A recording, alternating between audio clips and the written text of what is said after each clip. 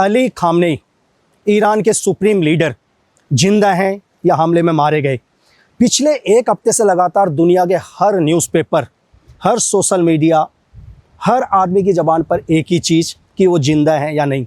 यार मैं आपको कुछ एक फैक्ट दिखाने की कोशिश करूँगा, आप सिर्फ फैक्ट को जानो और फिर समझने की कोशिश करो क्या सच में ईरान के सुप्रीम लीडर अली खामनेई जीवित हैं या इन हमलों में मारे गए। अमेरिका और इजराइल कहता है कि उन्होंने 28 तारीख को एक मिसाइल हमला किया था जिसमें उनके ऑफिस के ऊपर हमला हुआ और इस हमले में अली खामनेई मारे गए। इस बात में कितनी सच्चाई है मैं आपको फैक्ट के साथ समझाने की कोशिश करता हूं। यार दुनिया कह रही है, वेस्ट के बड़े बड़े पेपर, शायद दुनिया का ऐसा कोई न्यूज़पेपर नहीं बचा होगा जिन्होंने अली खामनेई की मौत की पुष्टि नहीं करी। सब ने बोला वो मारे गए। मेरे कुछ एक सवाल हैं, आप सिर्फ उन सवालों को ध्यान से समझो। यार आपको पता है कि अमेरिका ने 10 दिन पहले ही ईरान को बोला था कि मैं तुम्हें 10 दिन का समय देता हूं, आप बताओ कि आप ये न्यूक्लियर प्रोग्राम बंद करोगे या नहीं और आप अपने देश में मिसाइल्स और ड्रोन बनाने बंद करोगे। तो ईरान ने इसका कोई जवाब नहीं दिया और ये बात ईरान को भी पता थी कि मेरे ऊपर अमेरिका हमला करेगा। यार आप खुद सोच कर देखो, अगर हमारे मोहल्ले में हमारा किसी से झगड़ा हो जाता है और सामने वाला कोई बदमाश हो, बहुत ही गुंडा टाइप का, और वो हमें बोले कि लक्की बिस्ट मैं तुम्हें हफ्ते भर का टाइम देता हूँ, या तो तुम मेरी बात मान लो नहीं तो इसका अंजाम बहुत बुरा होगा। आपको क्या लगता है कि मैं उस व्यक्ति का वेट करूँगा कि वो कब मेरे ऊपर हमला करेगा, कब मुझे नुकसान होगा? और ईरान को भी पता था कि अमेरिका उसके ऊपर हमला करेगा या इजराइल उसके ऊपर हमला करेगा। ये बात ईरान को मालूम है। तो क्या आपको क्या लगता है कि ईरान के सुप्रीम लीडर इंतजार करेंगे अपने ऑफिस में, अपने घर पर कि कब इजराइल उनके ऊपर एक मिसाइल हमला करे? आप मेरी बात समझ रहे हैं? आप बहुत लोग बोलोगे यार कि मोसाद की इंटेलिजेंस बहुत बड़ी है या CIA बहुत पावरफुल है या इनके बैकफुट में ब्रिटेन बहुत पावरफुल है। इन तीनों ने एक ऑपरेशन किया MI6 बैकफुट पर जो किसी को नजर नहीं आ रहा, और इस हमले में ईरान के सुप्रीम लीडर मारे गए। एक बात, चलो मैं आपकी बात मान लेता हूं कि उनकी इंटेलिजेंस बहुत पावरफुल है, लेकिन बहुत कम लोगों को यह पता होगा कि मिडिल ईस्ट में ईरान के बैक में या ईरान को कौन सपोर्ट कर रहा है। ईरान को दुनिया के 2 पावरफुल देश जिनकी सीक्रेट सर्विस, दुनिया की बहुत पावरफुल सीक्रेट सर्विस है यार, आप रशिया SVR और चाइना MSS, ये दोनों के दोनों क्या है, बैकफुट में ईरान को पूरा सपोर्ट कर रहे हैं। SVR को पता है कि अमेरिका क्या करेगा, ईरान के ऊपर हमला करेगा, इनके सुप्रीम लीडर के ऊपर हमला करेगा। तो ये SVR को भी पता है। अब हम थोड़ा सा पीछे आ जाते हैं और SVR का गेम समझाता हूं आपको। इससे पहले क्या है, इजराइल की मोसाद ने 2020 में कासिम सुलेमानी के ऊपर एक ड्रोन हमला किया, जनवरी 2020, और इस हमले में कासिम सुलेमानी जो मेजर जनरल थे, वहां के स्पेशल फोर्स के हेड थे, वो मारे गए। और 2020 में ही इजराइल क्या करता है, मोसाद एक दूसरा हमला और करता है नवंबर में, शायद 27 नवंबर के आसपास। और ये हमला किसके ऊपर करता है, उनके न्यूक्लियर साइंटिस्ट मोहसिन फकीरजादे के ऊपर, और एक कार के अंदर उनको मार दिया जाता है। ये दूसरा हमला था ईरान के ऊपर, जिससे ईरान को एक ही साल में बहुत बड़ा नुकसान पहुंचा। और इजराइल यही नहीं रुकता, इजराइल क्या करता है, ईरान की सीक्रेट सर्विस हो या वहां की स्पेशल फोर्स हो, उसके अंदर अपने लोग डाल देता है यार, तभी तो इजराइल को हर इंफॉर्मेशन मिल रही है। ठीक है, तो उनकी जो रिवोल्यूशंस गार्ड, जो इस्लामिक रिवोल्यूशन गार्ड, उनकी स्पेशल फोर्स है जो पूरी की पूरी उनकी सुप्रीम लीडर को सेव करती है या वहां की पूरी इंटरनल सिक्योरिटी देखती है। और सबको पता है मोसाद ने क्या किए थे, अपने ही लोग अंदर डाल दिए थे, अपने एसेट अंदर डाल दिए थे। तभी तो 2024 में हमास के चीफ इस्माइल हानिया को एक धमाके में मार देते हैं।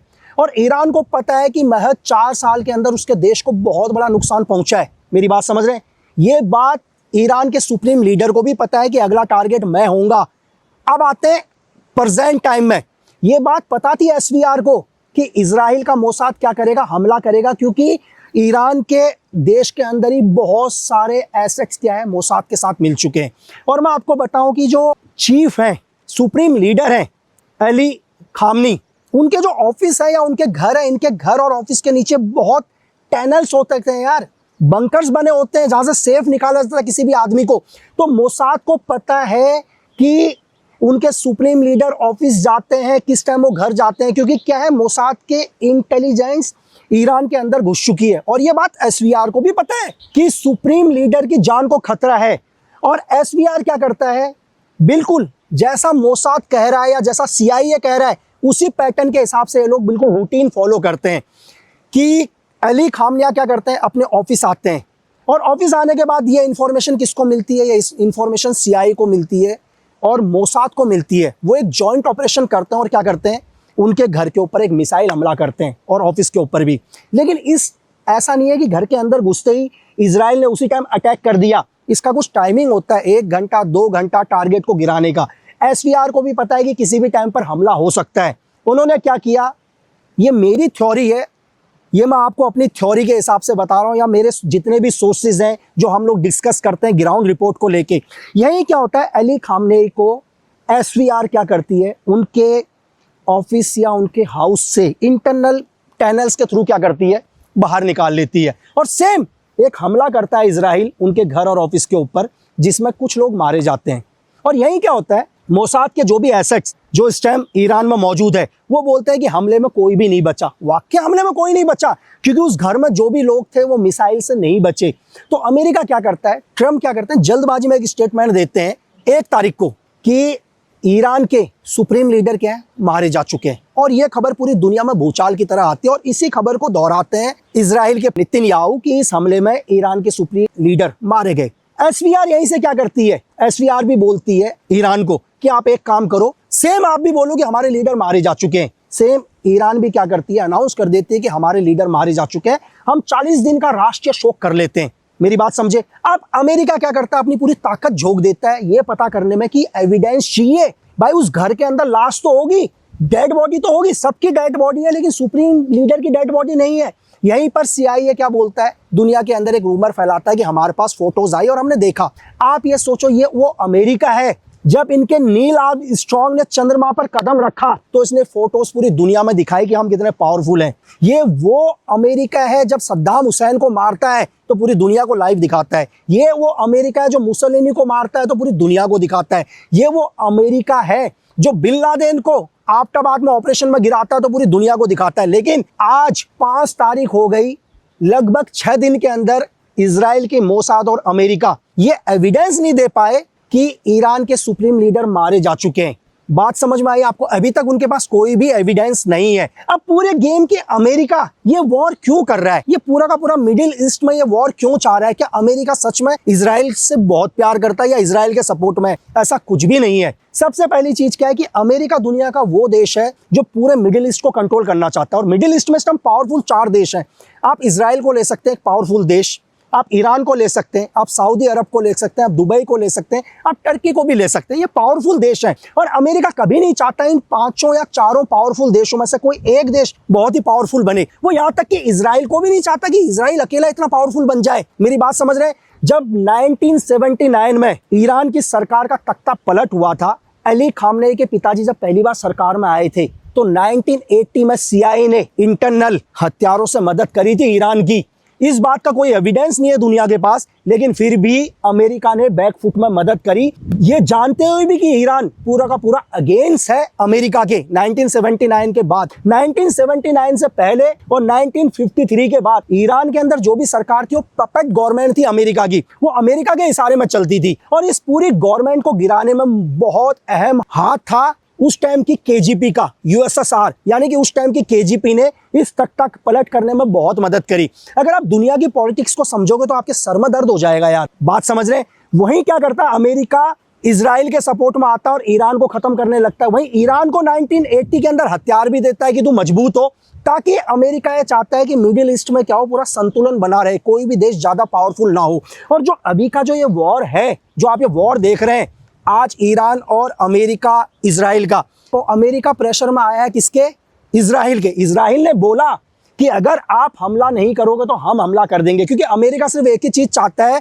अमेरिका बोलता है ईरान को कि तुम न्यूक्लियर पावर नहीं बनोगे, लेकिन इजराइल क्या बोलता है कि तुम मिसाइल भी नहीं बनाओगे। आप सोचो, ईरान की एयरफोर्स इतनी स्ट्रांग नहीं है, लेकिन ईरान को यह समझ में आ गया कि अगर दुनिया में जीवित रहना है, मेरे पास मजबूत एयरफोर्स नहीं है, लेकिन मुझे क्या करना पड़ेगा, एक मजबूत मिसाइल्स बनानी पड़ेगी, ड्रोन बनाने पड़ेंगे। तो आज आप ईरान के जो ड्रोन हैं, जिनको आपने सुना होगा शाहिद 136 या शबाब 8, ईरान के ड्रोन इतने पावरफुल हैं कि ये 2000 किलोमीटर तक वार मार कर सकते हैं यार। आपको पता है 180 किलोमीटर प्रति घंटे के हिसाब से इसकी मिसाइल 2000 किलोमीटर प्रति घंटे से जाती है और वॉर करती है। आज ईरान ने अपने आप को बहुत पावरफुल बनाया है। और उससे भी बड़ी बात, जो पूरी दुनिया को हिला देने वाली बात, कि ईरान का जो भी ड्रोन शाहिद 136 की जो लागत है ना यार, वो 30 लाख से लेकर 32 लाख में बन जाता है। अब आप समझ रहे हैं एक ड्रोन। लेकिन ये जब ये ड्रोन किसी के ऊपर हमला करता है और अमेरिका इस ड्रोन के लिए एंटी मिसाइल का यूज करता है, तो अमेरिका को 2 करोड़ से 5 करोड़ का खर्चा आता है। अब आप समझ रहे हैं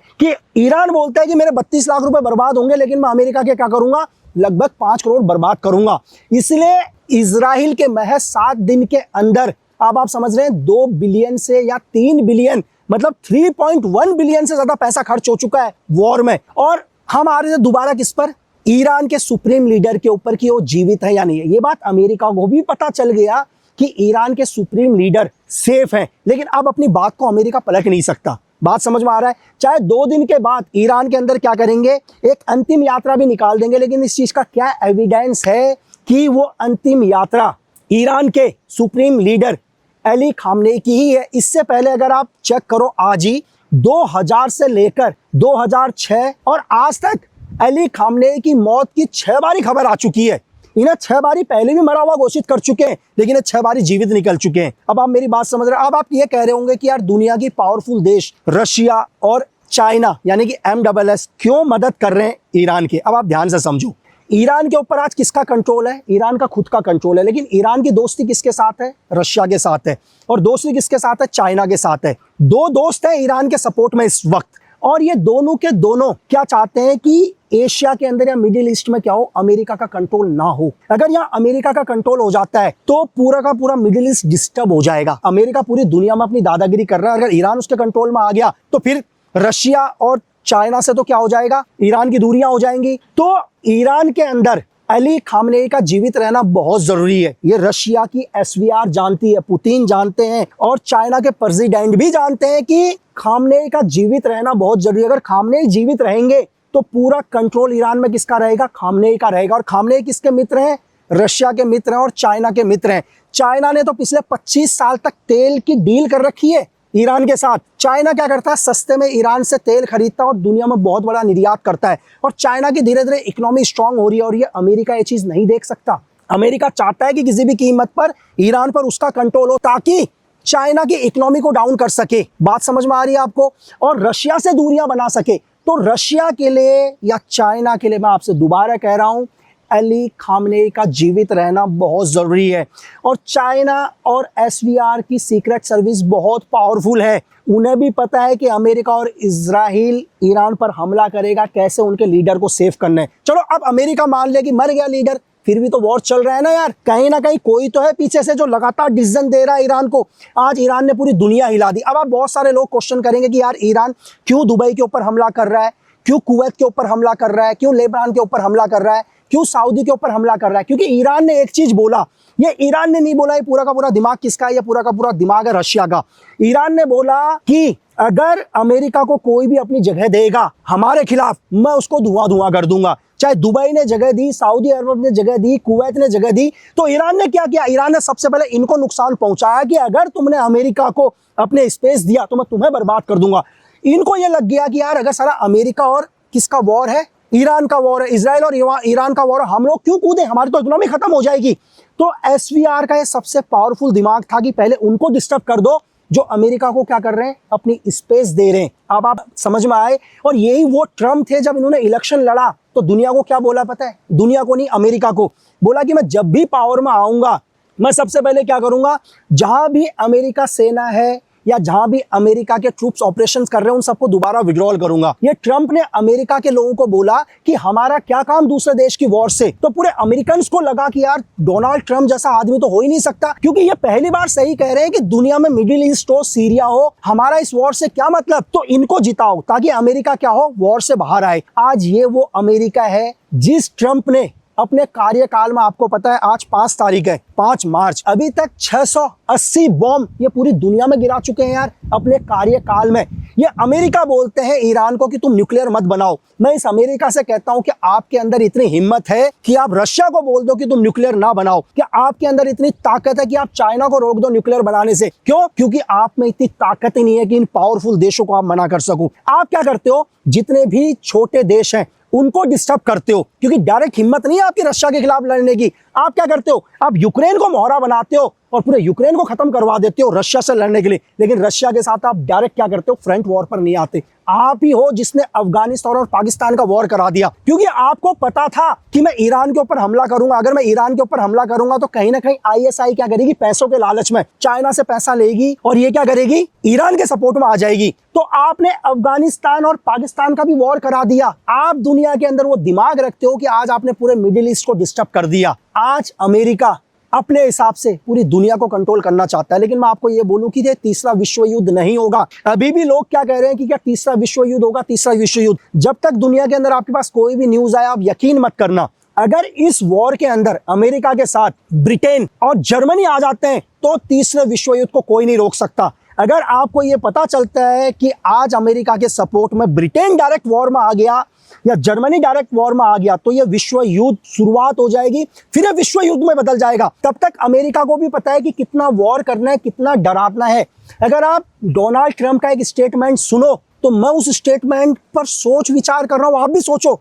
डोनाल्ड ट्रंप क्या कहते हैं कि न्यूक्लियर का गलत इस्तेमाल नहीं होना चाहिए, उसका सही इस्तेमाल होना चाहिए। यार मैं पूछ रहा हूं दुनिया से, क्या न्यूक्लियर का कभी सही इस्तेमाल हो सकता है?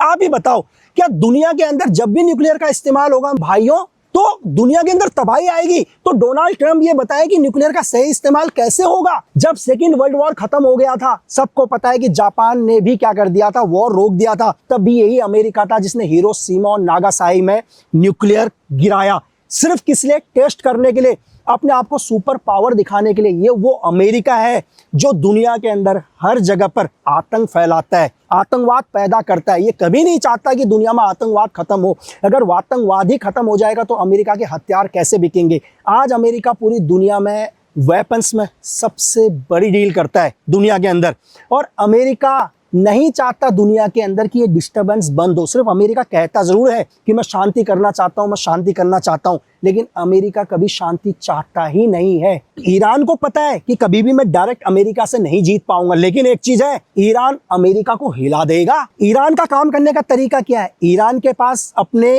ड्रोन पावर बहुत पावरफुल है, मिसाइल्स बहुत है, लेकिन इसके अलावा प्रॉक्सी वॉर करता है यार ईरान।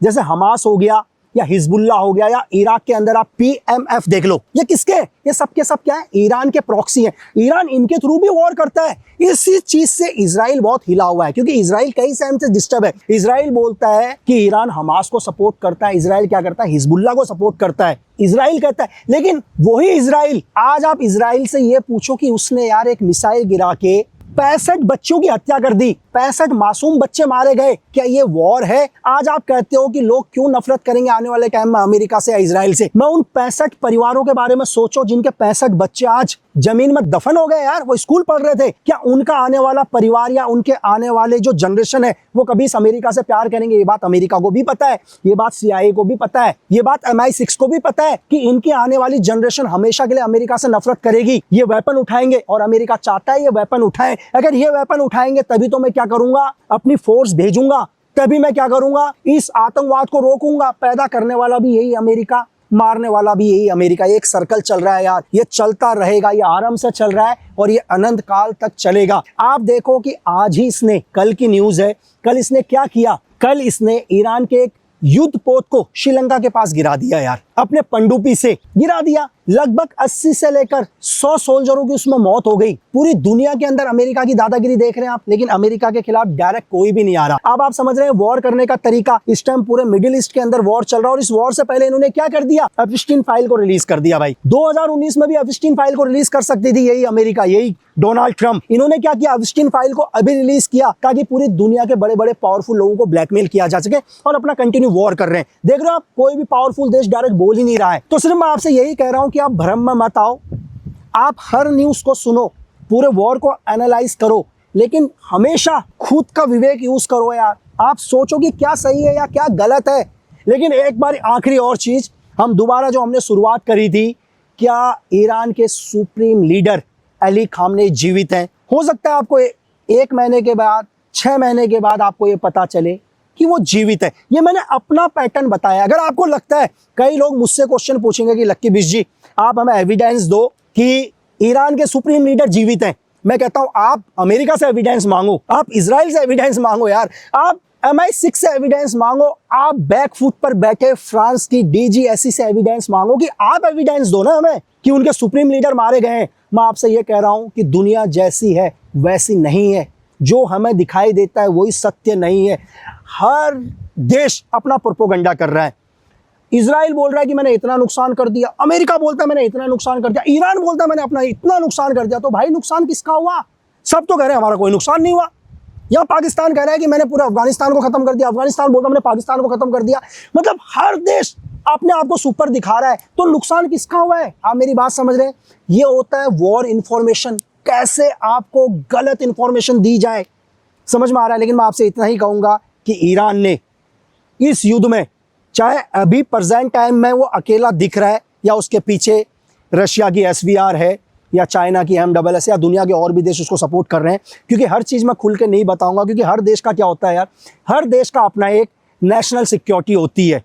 हर देश ने अपनी एक नेशनल सिक्योरिटी प्लान करी होती है और मुझे भी कोई अधिकार नहीं है कि मैं हर चीज़ पर डिस्कस। ये सिर्फ मेरा एक पर्सनल ओपिनियन था कि मुझे नहीं लगता कि ईरान के सुप्रीम लीडर 28 तारीख को एक मिसाइल हमले में मारे गए। ये मुझे लगता है ऐसा कि वो अभी भी जीवित हैं। हो सकता है कि मेरे एनालाइज गलत हो, अमेरिका सही हो। तो मैं आपसे हमेशा लास्ट में वीडियो ख़त्म करते हुए एक ही चीज़ कहना चाहता हूँ कि आप हमेशा देश हित के अंदर बात करिए, देश को बात करो, मतलब देश के लिए बात करो।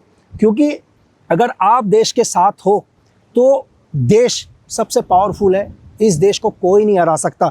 और आज थोड़ी सी मैं बाहर था कुछ एक दिन से, ठीक है, तो ये नदी के किनारे हूँ, बहुत शोर आ रहा है, यहाँ पर शोर चल रहा है। लेकिन इससे ज़्यादा शोर तो यार पाकिस्तान अफ़गानिस्तान में है, इससे ज़्यादा शोर इजराइल के अंदर और US के अंदर है, तो शोर बहुत कम है। और आखिरी में मैं हमेशा पिछले 6 महीने से एक ही बात बोल रहा हूँ, पावरफुल बनो, ताकतवर बनो। ताकतवर के लिए दुनिया में कोई भी कानून लागू नहीं होते, बस हमें ताकतवर बनना है और हमेशा देश के हित में बात करनी है, क्योंकि देश प्रेम से बड़ा कोई धर्म नहीं।